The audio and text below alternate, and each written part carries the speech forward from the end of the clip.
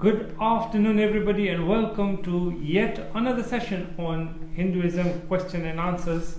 My name is Nishit Kotak. I'm your host for the day. I'm here with Jay Lakhani, and together we have this forum where we start at 2 o'clock UK time.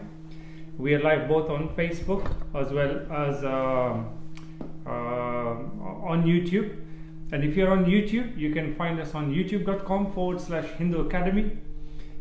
If you're on Facebook, you can catch us at facebook.com/Jay Lakhani or facebook.com/Hindu Academy. So the way it works is we have a session for about 45 minutes.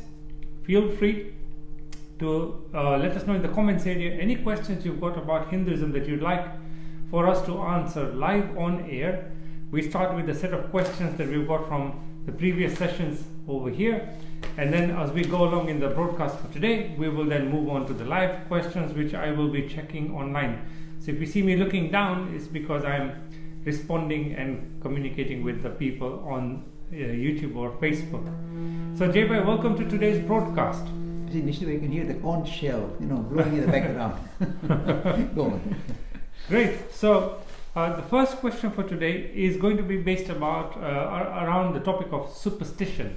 We had one person who wrote in something, and they say, what kind of advice would you give to a young lady who believes that by, for example, putting shoes upside down causes bad luck, that you can't have somebody wash hair on Wednesday, Monday to Saturday men can't shave or cut hair, Sunday we can't make ghee, etc., etc. There's so many other superstitions, So there's a huge list of do's and don'ts, and we find people either blindly follow these, or there's maybe some truth behind them. Why don't you debunk this thing for us?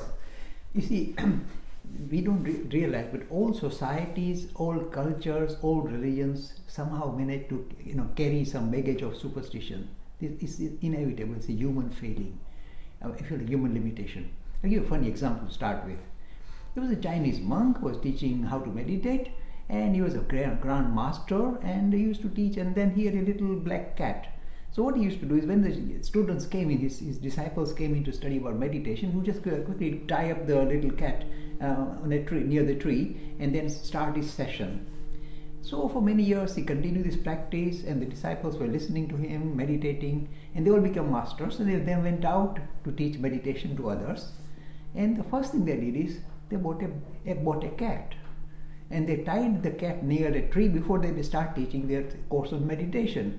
And you see, this is how superstitions go. They think that somehow putting a black cat in a rope and in a tree nearby will allow them to get into a deep state of meditation, just because they saw their master.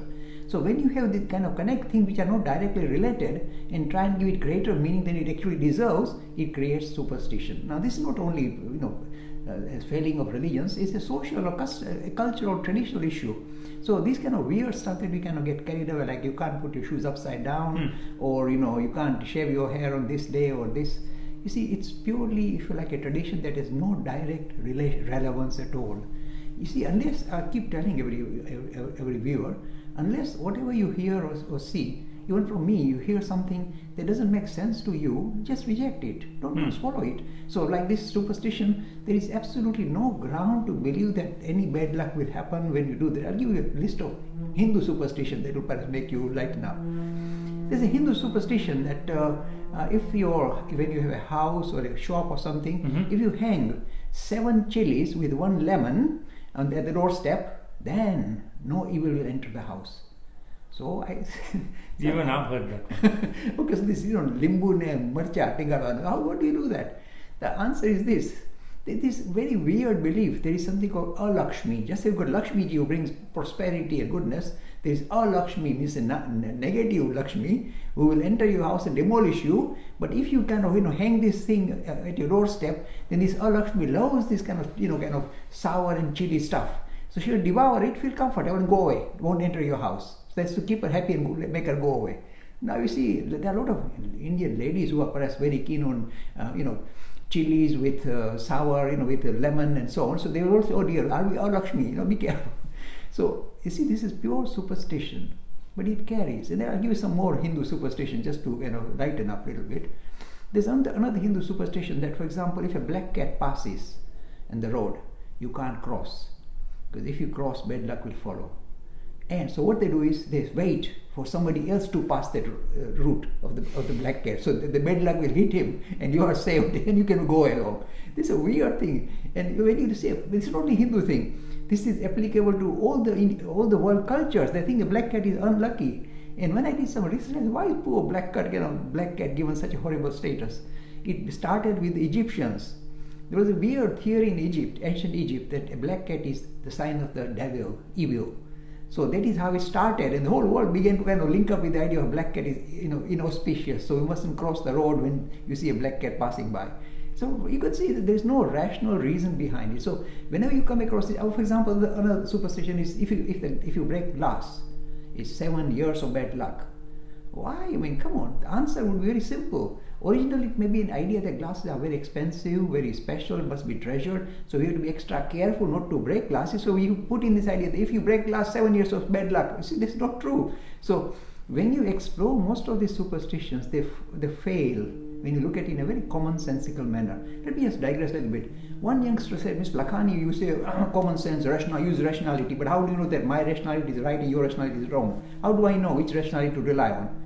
You see, they think that rationality is a subjective thing. It's not subjective. You'll be surprised.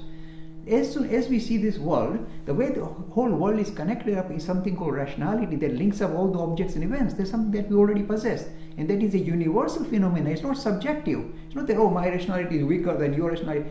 If your rationality is kind of struggling, nothing to worry about. You get over it and you can subscribe to the same rationality that is universal. So just use your rationality, even though it may be faulty, so be it, but just follow through your rationality to make sense of all these ideas of superstition. And why is it so dangerous? You see, we hear horror stories why people subscribing to superstition make life hell for their family members. Like this young lady, is making life hell for them, saying, you can't do this, you can't shave, you can't use oil on this day and this day. If you look at the background to it, there is no rational understanding of why it should be so. So if it doesn't agree with your rationality, with your common sense, I would simply say, avoid it. Don't get caught up by it. Other people may want to follow it. Good luck to them. But you must rise above it. I think there were some traditions. There's something we call traditions, and then there's superstitions. Two different things. And some of these things came about maybe because of the time of the way of life at that certain time, but they're not really applicable now. Okay. Because I know, like when we go to after the cremation at the cemetery, you come back home and you'd have a shower and you discard your clothes, etc. There was a medical reason behind that, so to prevent disease spreading and so on. So I believe that was the reason why it was there. But it doesn't have no reason now. Religious aspect to it. Correct. So brilliant. So like Jay said, if it doesn't agree with you, question it and find out more. And if it still doesn't make sense, then maybe it's time to discard it. Brilliant. So folks, if you've been joining us just now, let me remind you, we run a session on Hinduism to answer all the questions and queries that you may have. We've had a lot of comments in the YouTube section and in Facebook on all the videos. I've been taking them all on board and listening. Jay, there are still some more requests for you to speak slower. I'll calm down. And we've got a lot of feedback on a number of topics. So I'm going to try and elaborate on those as we go along. So remember, you can like, subscribe, share to the broadcast if you like it. And we'll move on swiftly to the next question for today, which is about the role of humor in religion. Sometimes religion looks like a very stuffy thing, very uptight, very prescriptive, and it is difficult for people to find humor in the whole process. But that's not necessarily true, is it? No, in fact, it's very good that a very astute, very kind of interesting person who keeps watching us from the United States sent me this particular question, saying that, look, is it important to incorporate humor in the way you express spirituality, or spirituality can be expressed via humor? And this is a very wonderful thing to explore. First thing Nishit say is this, and I've been warning our audience all the time. If you come across a Hindu speaker who appears constipated, sometimes we all are constipated, by the way, but appears very constipated and is kind of stern-faced and kind of looking in a very stern and very morbid manner at you and explain to you religion. This is it. Remember this Bhagavad Gita sloka. When you see anybody like that, I advise our friends, I say, my friends, move away from this guy. He doesn't know what he's talking, because religion and humor go together. And when you find anybody who is not able to kind of smile and present spiritual ideas with a sense of humor, something has gone seriously wrong. It's one of the signs of spirituality. It goes hand in hand with humor. I'll tell you why. When you explore the human condition, and even though we may think, oh, we have sorted everything out, in reality, when you look at the world or the life that we lead, it's highly surreal. I mean, can't you see in the political scene all the weird things happening today? It's surreal. It's surely not real. So, in fact, when we try and understand reality, genuinely, not get away, by saying you can subscribe to a particular hype and you live up to the hype and you feel you're sorted yourself out. But you know that when you really explore life in detail and your own lives, you find that things are not as straightforward as they look. They seem to be surreal. There seems to be no reason or rhyme to reality. This is a frightening scenario, and this is reality. This is true. So the question is then, why are we here? What is all this about? And how do you handle? And the biggest problem that Hinduism and Buddhism kind of tries to address is the issue of suffering. Life is suffering. We like to push it and say, no, we are okay, we are doing well. But life is definitely, when you really explore your own life or other life, look around. Look at the people with all big houses and big cars, and look at their faces. They're kind of all downbeat. They're not really exuberant. Oh, I've got it. They're all kind of looking miserable. With more money, even more miserable. So you see, this suffering is embedded in reality.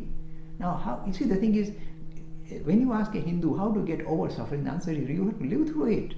But then the problem is, surely there must be a way out to get a release from suffering. And the answer is humor. When you look at humor, when you incorporate humor in the way you look at the reality, including yourself and the world, so you don't take yourself seriously either. So when you begin to see that the whole thing is surreal, even yourself and all these grand ideas, I'm so clever, how. When you start exploring yourself and realize that this is all surreal, not truly real, then the only way you can deal with suffering that is available, visible all around, is through humor. It gives you a kind of lets off steam. Otherwise, life becomes unbearable. So when you take on humor in everyday life, even minor things happening, you take it with a pinch of salt. You see, animals don't have that ability. They don't have humor. Human beings have this ability to laugh at themselves and even see themselves in this weird thing. Oh dear, what a horrible world we live in, and what a weird way I'm operating. That ability allows you to rise above suffering. It doesn't remove suffering, but allows you to get lets you off. It gives you a kind of release from suffering. That is why humor is a crucial element in the way we unfold spiritually. And you'll find every grand master, genuine ones, not these artificial guys, go around and waving their fingers and, stone face, constipated, listen to me, I'm giving you relief. They don't know what they're on about. The genuine ones know there really is no real solution to our human condition. We have to rise above suffering, and one of the best ways is to use humor. In fact, if you explore all humor in every culture, every society, first kind of humor you'll see is slapstick humor. So you'll see somebody falling on slipping over a banana skin and we laugh. Why? The human condition we have has this problem. We keep falling down and doing weird stuff. So this is the way you get let off. Some of this is using humor to let off, understand your human failing, your physical failing through slapstick humor. The other humor you get is in the social and cultural condition. You see weird stuff happening. You see all these lovely plays with humor where social and cultural issues are addressed in the same way. Things get out of control, and it's humor only that allows you to rise above the normal day-to-day grinding, difficult life that we lead. So humor is a crucial element, and I'm warning you, if you find any personality talking about spirituality without sense of humor, that person is not really kind of in a way touched base with what spirituality is all about. Humor is very much part of reality. Brilliant. So folks, thank you for joining us. At this point, I'll just say welcome to a few of our viewers. We've got Nandan Anavikar watching us from USA. We've got Anuj Panwar. We've got Bikram Kumar. We've got Aditya Geeta. And in fact, we've got Sivadas Velayudan, who's got a real interesting observation. He's saying, he's watching us from Malaysia and saying when they were on holiday in Nepal a few years ago, the van driver actually stopped the van and waited at the curb because a black cat had passed, and he waited for another vehicle to pass him and get the bad luck. Yeah, before he moved ahead. So somehow this kind of superstition is spread wide and far. Can I expand a little bit more on this? It's not only superstition that kind of can infect whole world society. It's not just Hindus everywhere. It's also his ability, this misguided idea that if you can shoehorn meaning to something that is truly ridiculous, then you get away with it.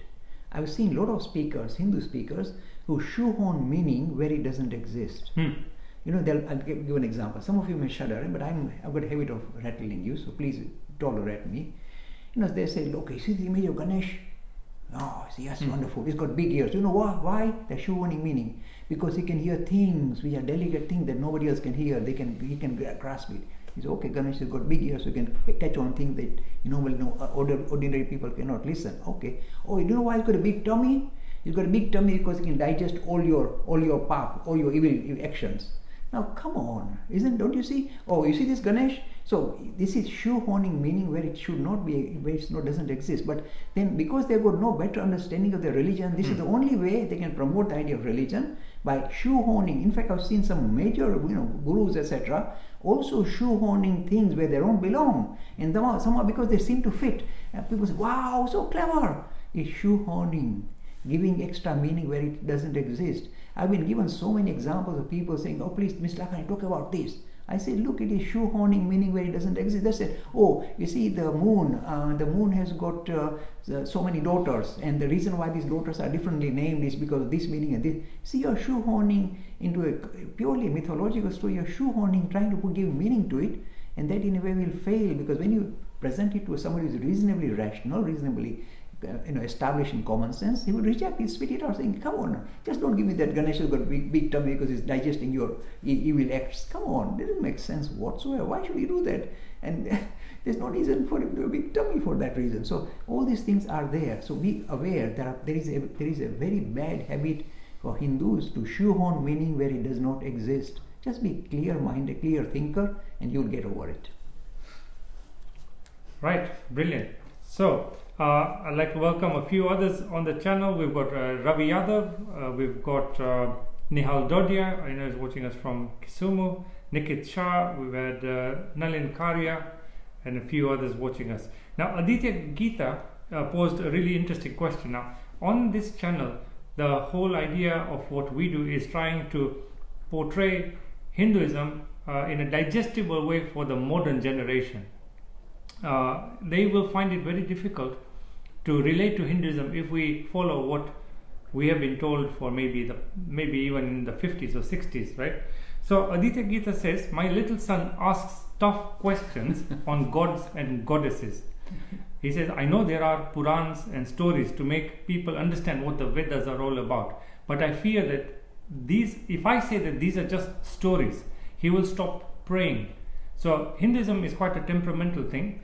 How do you handle children like this who ask questions and are innocent about it? Okay, the way is this. Look, I'm telling you what I do with my granddaughter. Very personal. I said, okay, see, suddenly she heard Raghupati Raghava Rai, that bhajan, and she fell in love with that bhajan, so I started singing it. So I said, okay, now how to engage her? I bought a little murti of Hanuman and Ram and Sita and Lakshman, and I gave it to her. And I said, before you eat, offer food to Ram and then eat, my granddaughter. And she smiled. She said, yes. See, using this colorful method, I am in a way engaging her with the idea of spirituality. So how do we progress? Don't cut it off. Don't say, oh no, it's just bland philosophy. You will lose your youngsters straight away. Start them off in that manner, in a very light-hearted manner. Don't impose that it's really true. If you don't offer to Ram, he's going to be upset with you. Don't talk like that, but say this is a nice thing. Go do it, and then get a habit.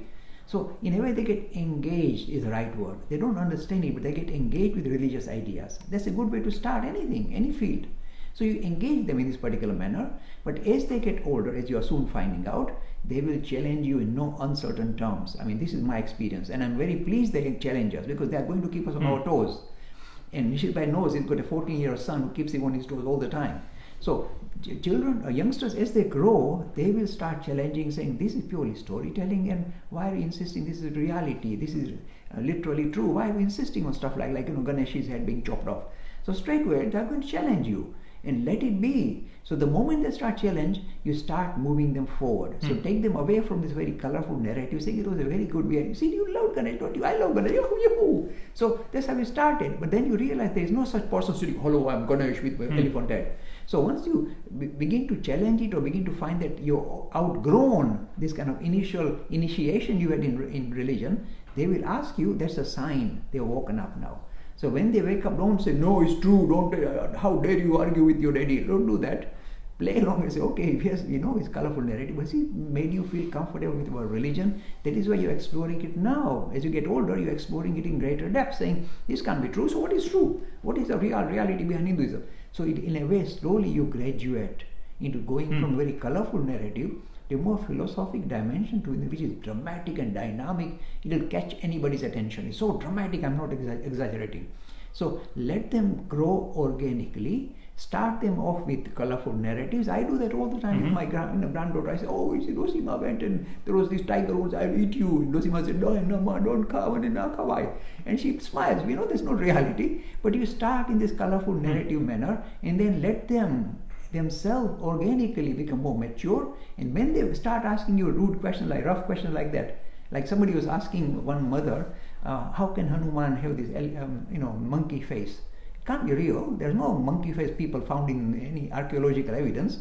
So what's going on here? Half monkey, half human. What's going on? The moment they ask, then jump and say, okay, this was a colorful narrative. The people in South India, there was one tribe called the Vanara tribe. Vanara actually literally means monkey. So because of that, actually it means people were living in the vana, in the forest. But from that word, somehow this caught on into the imagination. The poor Hanuman has been given monkey face. And you see, he was a great warrior, I'm pretty sure. But I'm sure that he didn't have a tail and all that. But it gets caught up. So when the children ask you, well, how can you? There's no evidence there was a half man, half any monkey. Jump into the philosophy and say, this is the real reason. And they'll just smile and they'll carry on. That means they lose love for Hanuman. But they will not agree with the idea that Hanuman jumped up and swallowed the sun anymore. They'll smile and say, okay, it's a bit of highly exaggerated story. But so be it. Let them grow up organically. Don't cut them off from the storytelling. That's the only, look, if I wanted to teach any philosophy, if I don't present it in a story-like format, I fail. It has to be present in a story-like format, include a bit of humor as well. And then the people are engaged, and then things carry forward. And when they challenge or ask interesting questions, then you take it forward. I think you can draw a parallel to the way the education system is. When a child is young, you've got little nursery rhymes and stories for them, and they learn and love those things. But as they grow older and older, then they branch out into specialist areas of their life, and you find somebody going for theoretical physics, nothing to do with nursery rhymes where they started off with, but you have to start off somewhere along your journey. So that's a really good something interesting. You see, I started fooling around with messing around with my granddaughter, saying, what have you learned? She said, Baba, black sheep. I said, okay.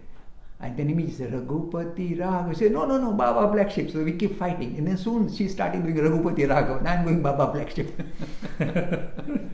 Brilliant. So I'm going to say welcome to a few of our fellow viewers on YouTube. We've got Arvind Benaka. We've got regular viewer Paula K. Namaste. We've got Shival Tilak. We've got Laxman watching us from Nepal. We have Anuj Mishra watching us from India and a few others. Now we have a question from Paula. Paula is asking, how do Hindus pray?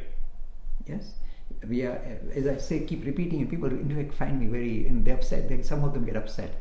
We are a pluralistic tradition, very open-minded. So different people, different groups, different individuals, we pray in a very personalized manner. We don't say this is the only prayer you must use. There are certain prayers we give greater emphasis, but there is no imposition that it is the only prayer, hang on to it. We don't do that. So maybe you discover your own way of praying, your own way of linking up with spirituality in a kind of personalized manner. So we allow for it. There's no fixed rule. But the kind of standard format that we teach or etc. that is kind of followed by the Hindus is basically, if you want to pray, you cannot not pray to a principle. How do you pray to Brahman and Atman? So you pray to a personality. And the personality you choose depends on you and your own background, your own liking. So you allow that. This is called pluralism. So I like God as mother. So you say, okay, focus on the mother goddess. Which mother goddess? Oh, I like Saraswati. I want to be clever. Good, Saraswati. Focus on it. So you start by learning the hymns to the praise of Saraswati. Put the image of Saraswati in front of your eyes. show your respect. How do you show respect? You bow down when you see the image. You light a lamp. So you say, okay, I want to go from ignorance to enlightenment. You offer flowers, sign of offering my heart. You offer some food and to show your respect and say your gratitude. You tinkle bell to say, mommy, wake up, or say that, mommy, let me wake up. So you tinkle bell and you light an incense stick, and all these things you engage your five senses towards a personality-oriented spiritual aspiration. And again, I'm just talking about Saraswati, but you can focus on any of the deities that Hinduism likes and say, okay, I'm going to show my respect to this deity by worshipping, offering flowers and fruit and incense stick and light and so on, and bowing down to her and singing her hymns. This is how you pray. But different Hindus will pray in different ways. Some people will say, I don't like personality Hinduism, I like principle-oriented Hinduism. Then they say, just focus your attention on who you truly are. It's not easy. It is easier to focus on external personality than on your true nature. But this is one way you can pray. Invoke the spirit which is within you. So again, personality-oriented way of praying and principle-oriented way of praying. But a principle-oriented way of praying is going to be difficult. How do you get a handle on yourself? And this is the whole idea of Advaita Vedanta. But this is how different Hindus will pray using different modes. Brilliant. So folks, thank you so much again once for joining us, and I would like to remind you, if you are enjoying the broadcast, please share this broadcast with your friends and family. We do have a WhatsApp group where we share these 3-minute clips every day. Again, I'm going to ask Jai to give the number, because we've had a few people saying that they'd like the number again. Some of them are saying that they've not been able to get through. I'll promise you one thing. If you send a WhatsApp message to a particular number I'm giving, you will automatically be enrolled, and at least 10 or 15 earlier clips will be sent to you straight away, and then you get one clip per day, normally 3 minutes, not even, it's about 3-minute clip, that you can hopefully not only watch, but please share it. That's the whole idea. It's not just for my benefit or your benefit, for the greater good. This whole idea of spirituality. So these clips are very important, I'm telling you. And the reason we are very comfortable is really spreading dramatic, because I'm getting messages from all over the world. You won't believe it. It's coming, and wonderful, warm messages. Of course, once or twice people get rattled. I'll give you an example of when somebody got rattled. I said horoscopes is not an exact science. We just managed to see some kind of correlation between the position of planets at the time of birth and how that individual's life unfolded. And that became the idea of astrology, Jyotish Shastra. Fair enough. There was a correlation. It's not an exact science that, Jupiter is influencing, sending you a message and then your life is destroyed like that. There's no such thing. But there was a kind of correlation between the position of planets and the lives led by people. This is how Jyotish Shastra started. And I suspect, look, I'm very guarded, that this Jyotish Shastra actually was, the foundation was in India. They did experiment over 500 years or so to see if this is real. And then it was exported to other countries, other parts of the world. So I suspect it's really from India Jyotish Shastra started. I agree. But it's not an exact science. Even some of the people who started this thing found that in their own life didn't work. So they discarded it because it's not exact science. It's just an approximation. Sometimes it seems to work. Now, if you just want to live your life on possibility to work, it'll destroy you. Because suppose it says, you're going to die tomorrow or next month, next year. You start crying today. Your life is destroyed now. And suppose it's not true, you're going to live on. But you destroyed your life already. So that you're going to win the lottery next year. And you don't. And no, you stop working. And then next year, no money comes and you are struggling. So suppose, and again, it takes away the sense that you are in charge of your destiny. You see, it takes away your own ability to sort yourself out. So Jyotish Shastra is not an exercise. It can be dangerous. And a lot of people who love Jyotish Shastra, even one of my very close priests in London said, Mr. Lakhani, here I disagree with you. This is a proper Shastra. I said, no. And one guy was very rude to me. He said, Mr. Lakhani, Jyotish Shastra is Vignan. You don't understand. You're talking of theoretical physics. You don't understand the meaning of Vignan. So I didn't want to argue with him because I don't normally argue. Show you my sense of humor. So when somebody said I want to argue, I said, you win. Go away. So Jyotish Shastra is not a Vignan. What is Gnan? Let me tell you. Gnan is as follows. Either you're Agnan, means you're in absolute ignorance, you have no idea what you're talking about, or you say you've got Gnan. Gnan is used to say about worldly knowledge. This is how electrons fly about and all that. Worldly knowledge. Gnana. Vignan means a spiritual knowledge, that your true nature is something different from what you think it is. That's Vignan. And this guy was telling me Jyotish Shastra is Vignan. So I said, God help us. It's Agnan rather than Vignan. But so I have to challenge this thing. Things continue to happen. But the most important thing is this, my friends. what we are doing is not for our benefit, not for your benefit, I'm sorry to say, it is for the greater good. This is the whole idea of spirituality.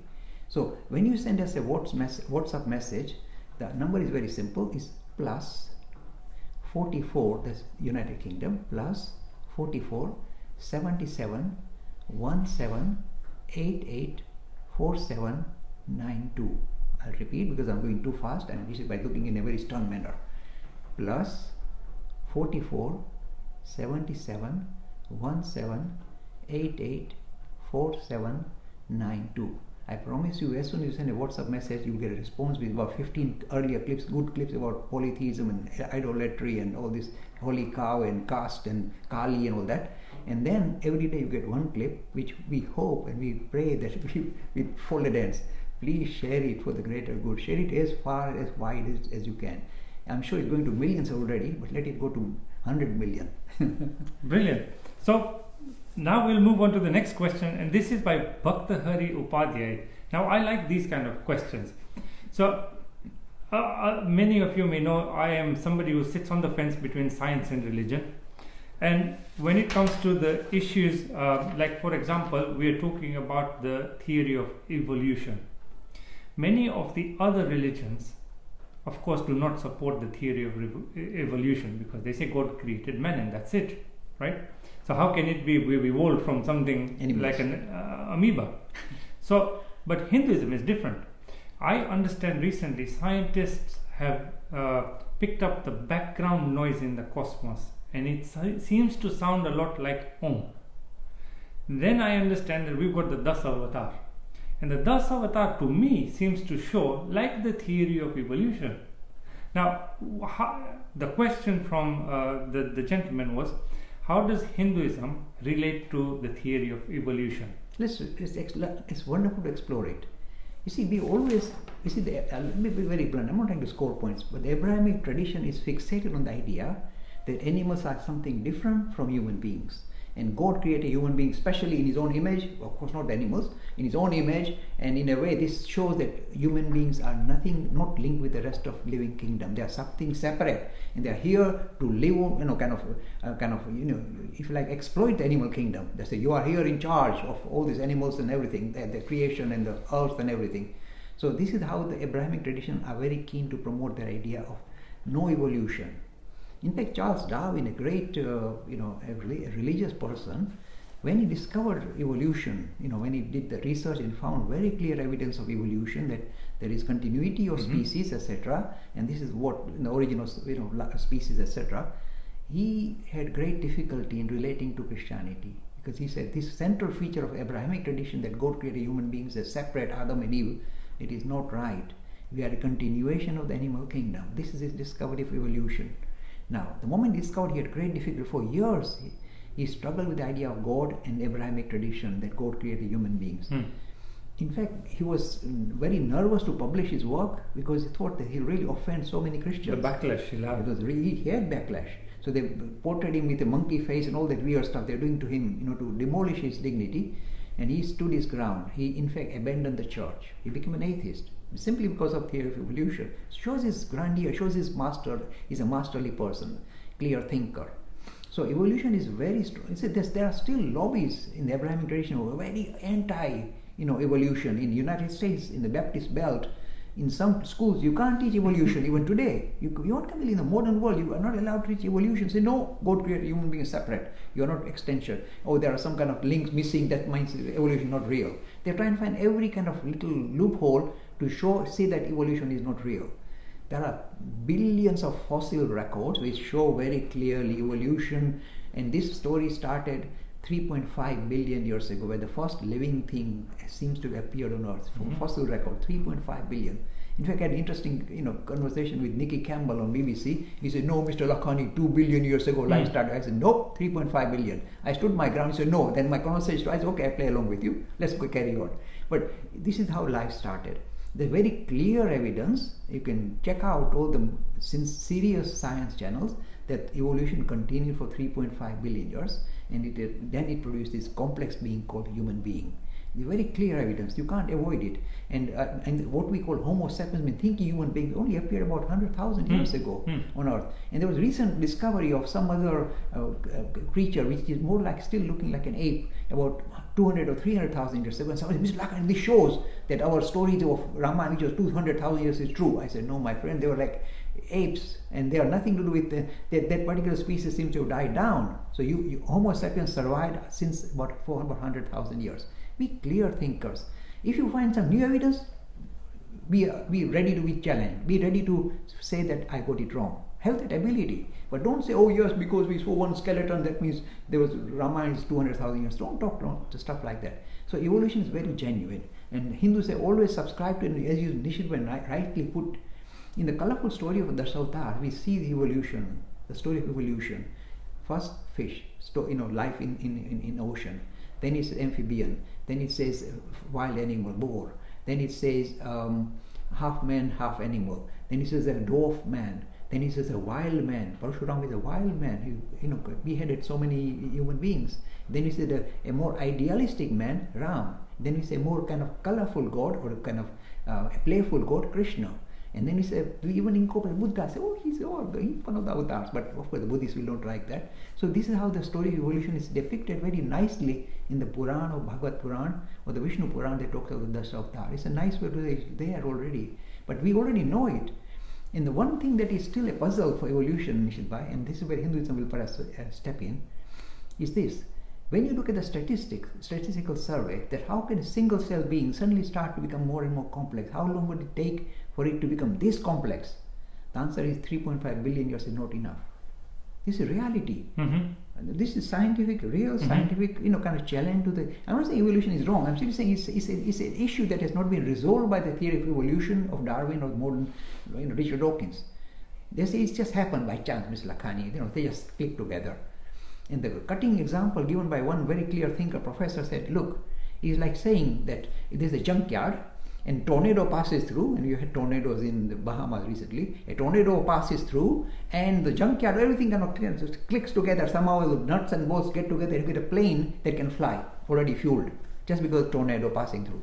It is that impossible for evolution to allow human beings to become this, complex in 3.5 billion years. This is real, serious science. And the scientists don't want to listen to it. No, it's just chance. By chance it happens. It can happen. And they get away with it. But in reality, what the Hindus are saying is, this is not a random process of progressing in life. This is a directed process. As if something is directing life to kind of take on more complex, so there is it's not a random process. According to modern biology, it's random. We say, no, it's a directed process. They say, but who directs it? The thing is unfolding is directing it. That's the answer. And that thing is we call it's Brahman. Anyway, I'm digressing quite a lot. No problem. So the next question is by Trushal Patel, and Trushal is asking that why do certain Hindus, especially the knowledgeable Gyani Mahatmas, etc., keep a shikha? The younger children, of course, don't understand why, and they feel that it looks funny. But we know the reason why it is there. But maybe you can explain it to some of the viewers. Okay. Why the shikha is kept. I'll just give some background to it. I may be wrong. I like to be put my hands up, and I'm not sure. But in earlier times, when the youngsters were asked to go and live in an ashram and study any field, maths or Sanskrit or whatever, when they were tiny little boys, and of course girls were not there at the moment. So the little boys would go and live in the ashram of some great Mahatma, and they are trying to study. And while they are studying, they doze off. And this is the story I've heard. Maybe it may be wrong, but I think it's very likely the real reason. So they said, if you keep a little shikha and tie it up, the boy cannot doze off, because the shikha will pull him up, saying, hang on, carry on, study. This may be the real background to the idea of keeping a shikha. But then, you see, you can give, if you like, you can shoehorn meaning to it, saying that this is the reason why it is. It's in a way linking to your brain, etc. But I personally think this may be purely a pragmatic, a practical thing we had adopted a long time ago.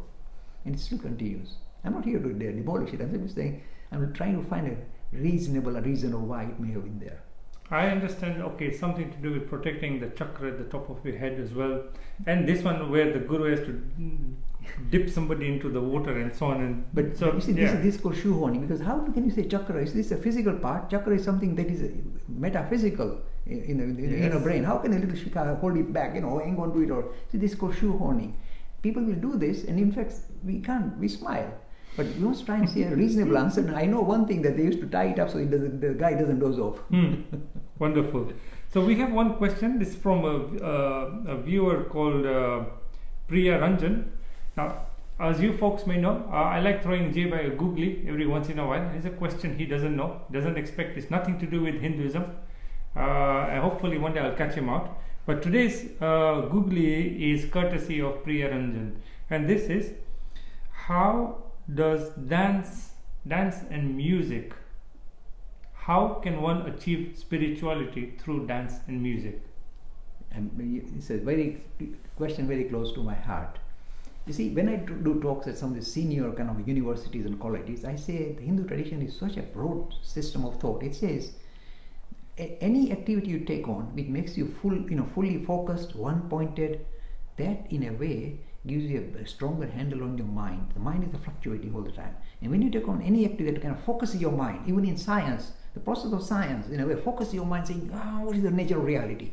So any process you take on which focuses your mind, makes you one-pointed, will reveal a deeper dimension to the reality that we encounter. This is the reality we have. Physical stuff, mind fluctuating, emotions, shoving us here and there. But underpinning all this, the physical, the mental world that we kind of live in, is a deeper dimension. People say, no, come on, what deeper dimension? It's not been discovered, space and time. What is the deeper dimension? It is non-material, it's non-physical. It doesn't require space or time. That deeper dimension we call is the spiritual dimension. And you say, but Mr. Lakhani, what's the empirical evidence? Because it is spiritual, it's not empirical. It can't be physical, otherwise no longer spiritual. So this deeper dimension we possess is something that is within all of us, the whole of this creation. And through, becoming one-pointed and focused, you in a way touch base with a deeper dimension. And one of the easiest way, or one of the most colorful way of doing that is through dance and music. Think about it. Somehow music has the ability to make us very one-pointed and focused. Especially when a musician is playing his instrument, you see he's gone. He's gone in the deeper level, at the deeper level. He's in a way sipping the nectar that is coming out of the spiritual aspect that he possesses. The nectar is called bliss. It flows and gives him the thrill. There's not a physical thrill, not a mental thrill, a spiritual thrill that flows out of him when he's playing his musical instrument in a one-pointed manner. Or a scientist, for example, trying to understand nature of reality, gets a eureka moment. He's touching base with a deeper dimension. So same is with dance. When you see a grand master, a great dancer, she is so focused and one-pointed in the process of dancing, she loses track of the reality. She's in a different world. And that is why, again, this one-pointed approach you have in any field, including dance, drama, poetry, literature, and science itself, will make you feel spiritual. In fact, I said something. In the ancient days, when the prophets kind of become, enlightened, they were able to excite perhaps a dozen devotees who said, dancing around and getting caught up. And then a few thousand more people perhaps catch on. The rest then becomes it just becomes an external ploy. So this is how it was going on. But now, this is my challenge. The prophet of the past excited perhaps a handful of people to deep dimension called spirituality. It is the science of today, I'm warning in a nice, colorful, slow way, the science of today which will excite not hundreds, not thousands, millions of people to embrace spirituality. Because the science of today is pointing to a deeper dimension to reality. And when it's coming out in the name of science, people immediately get engaged. Science is now in a way reflecting a deeper dimension to reality, and because science is something so easily kind of rational, digestible for the modern youngsters, they will immediately absorb it, they'll immediately embrace it. And that is why I'm saying in days to come, it is not the prophet of the past, but the science of today that will really thrill youngsters to embrace spirituality without the tops and tails of religion. So every activity you do which is makes you one-pointed, focused, including science, will lead to spirituality. Brilliant. Really, really interesting. Now we have a very interesting question from Anuj Mishra, and Anuj is asking, why is it that different enlightened people here have different views about the absolute truth, as it would be? Why is there conflict between philosophies like dualism and non-dualism? If we have one ultimate truth, then why are people seeing it in so many different ways? Okay. Truth is always one, same. But because we have a different starting point in the way we view truth, why do we have a different starting point? We all have different mindsets. We see reality using our own mind, so we can make sense. So even the great prophets, when they encounter the Spirit, when they try to interpret it themselves, to themselves, not to us, to themselves, what was that? What did I experience? If they have got a mindset that is focusing on, say, personality, they'll say the ultimate reality is a personality. Vishnu, Shiva, nothing wrong. Or Father in heaven in Christianity, nothing wrong. This is the way they could interpret their own spiritual experience. Not that the final reality was Ram or Krishna or Christ. This is how they interpreted it. Because the mind has to kind of play a role. It is through the mind that you come to handle anything, including spiritual experience. So the mind in a way will color your spiritual experience. Nothing wrong. That is why we have variation. That's why we have so many different religions. I am suggesting every great, genuine master, every genuine enlightened personality had the same thrill, but their mindset would say, color it. So they'll see it in different colors. So different Godheads, different ideas of ultimate reality. So that is fine. We recognize the variation not because of the ultimate is varied, but we are all varied. We all have varied mindsets. That is what is being reflected. That's why we see ultimate reality in different light. Doesn't mean any. But then you say, how to reconcile? And this has been asked, and I want to touch on it again. Because sometimes people think I'm highly philosophical and I lose track of personalities. No, let me show you. And I've repeated this, and I'm going to repeat it one more time. Suppose you are a great Vishnu devotee, and I love, Vishnu, lovely personality, great, grand. Hari means one who attracts. That's what Vishnu. And you are attracted, you worship him, and of course you are hoping that you will catch sight of your deity. That's the aim. Darshan. You must see God firsthand, and you carry on, and you actually see God. I wish you will, and you will. Actually, you will if you are genuine. Vishnu will come in front of you. Now the fun begins, and you go to Vishnu, or in Christianity you go to God, and you say, "I love you, God. I love you, Vishnu. Oh, I love you." He said, "I know, my boy. Calm down. Like Lakhani, calm down. Don't go too fast. I know you love me. No, but I love you." Okay. And this will carry on for how many years, how many days, how many weeks? Think about it. What will happen? The apex of your love, if you like, the final destination of your love should be so strong that the devotee can no longer see himself or herself different from the object of his worship. This is the ultimate apex of love. The person who is in love cannot see him or herself different from the thing that is kind of worshipping. That's the height of love. So what happens here now suddenly? Instead of saying, "Oh, Vishnu, I love you," you say, "Oh, I didn't realize I'm Vishnu." You see, can that happen? Yes.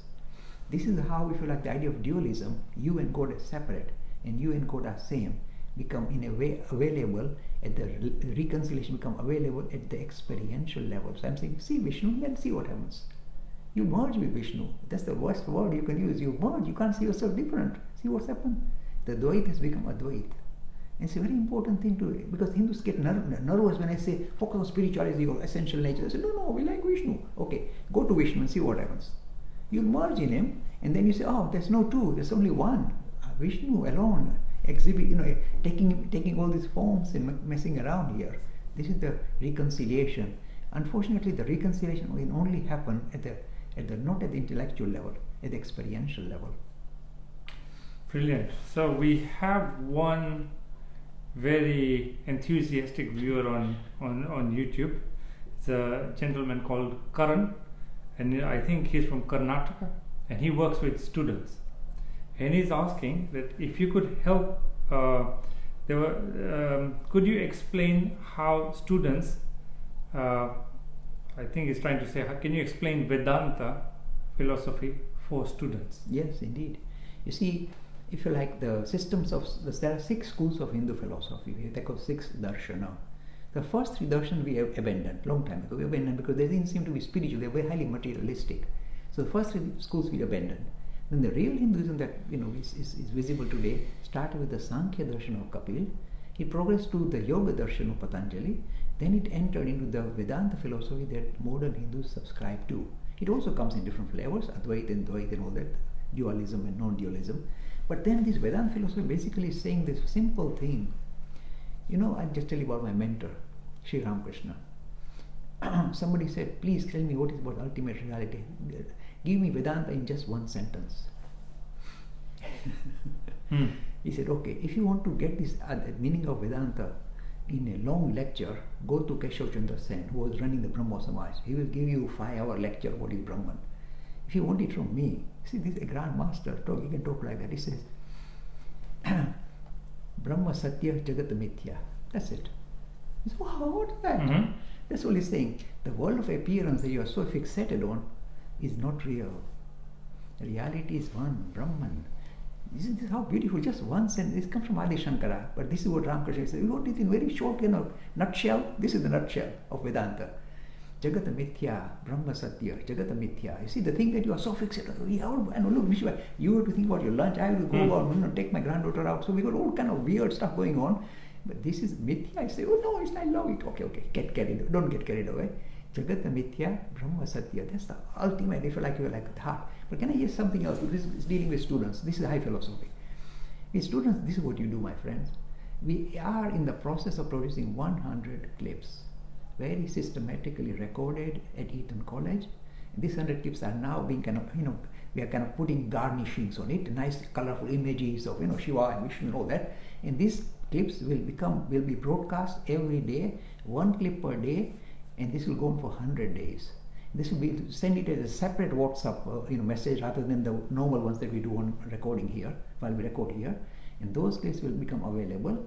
I will ask any sincere person to say, please save those 100 clips. It won't block up your computer. Just save them and use them as a resource on Hinduism. And I promise you one thing. That's it. 100 clips of 3 minutes each. I promise you one thing. You give these clips to any thinking Hindu youngster who keen to understand his religion in a structured, sensible manner. I promise you, you'll steal his heart. Promise you that. That's my promise. But this will be broadcast after a few weeks. We are still preparing some more clips. But we've already done about 50 so far. Brilliant. So folks, we are coming to we're past 50 minutes on the broadcast today. I will take one last question because I think this is an interesting one. This is from, I think it is from Karan again, but it's an interesting thing. So they say what you are seen to be doing is what you are perceived to be doing everything else. So if you are somebody who is seen to be doing something sloppily, then you are perceived as doing everything sloppily. We also know that time is a concept that we humans have invented, but it is also a fact that there is time, and that is one thing you do not get again back. So the question was, how important is it to maintain punctuality, and does Vedanta school of thought have anything to say about it? Yes, indeed it does. You see, in fact, when somebody gets ill, you know what will happen? The ambulance will come and ask the person, do you know what's the time, what's the date? And if the person is really gone, he won't know. Or they'll say, where are you? He won't know. Or they'll ask his name. Or they'll ask his name. He can't identify himself. This is the signal. That means what's happened to the individual is he no longer is able to relate to space, time and causality. He's got completely switched off all these three. But in reality, the way we encounter reality is in fact in a way embedded in space, time and causation. Thus, Desh, Kala, Nimit. This is how the universe unfolds. So we are stuck with time. And the reason why time is important, or keeping time or punctuality is important, is as follows. It shows that you've got the discipline on yourself. You see, whenever I find somebody who says, I'll come at 4 and then return up at 6, I say, this guy is not disciplined. He's not able to understand the concept of time, how to regulate his own particular activity to be there on time. So this shows a sloppy individual. And a sloppy individual just who is not careful about time will also be sloppy in every other field as well.